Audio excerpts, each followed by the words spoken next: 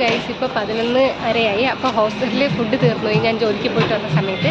അപ്പം ഞങ്ങൾ നൈറ്റ് ഇവിടെ ചെന്നൈയിൽ ഫുഡ് കഴിക്കാൻ ഇറങ്ങിയതാണ്. ഇതാണൊരു തട്ടുകട.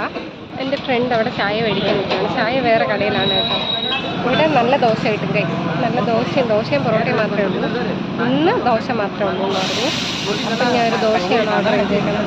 തിരക്കുള്ള കടയാണ് കേട്ടോ. ഇത്രയും നേരമായിട്ടും ഏകദേശം 11 കാലങ്ങളായി. എന്നിട്ട് നല്ല തിരക്ക്. ചായ വന്നു, നല്ല ചായയായിരുന്നു. ഇവിടെ എവിടെയും തമിഴ്നാട്ടിൽ എവിടെയും നല്ല വൃത്തിയുള്ള പ്ലേസ് കാണാൻ ചാൻസ് കുറവാണ്.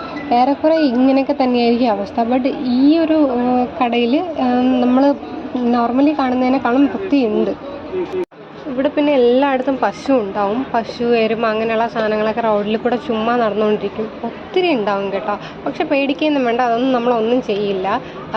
അതായത് കേരളത്തിലെ പാത്രം കഴുകുമ്പോൾ അതിൻ്റെ അകത്ത് എന്താ ഉപ്പും കറിവേപ്പിലയോ ഇട്ടാണ് കഴുകുന്നത്. കാണാൻ പറ്റും. ഇവിടെ കേരളം പോലെ അത്ര വൃത്തിയൊന്നുമില്ല. അതാ റോഡ് സൈഡിൽ ഇത്രയും ഷവറൊക്കെ കിടക്കുന്നത്. അതുപോലെ തന്നെ ഇവിടെയുള്ള പശുക്കൾ റോഡ് സൈഡിലും ഗ്രൗണ്ടിലൊക്കെയാണ് കിടക്കാറ്. അത് വീട്ടിലൊന്നും അങ്ങനെ പോകാറില്ല.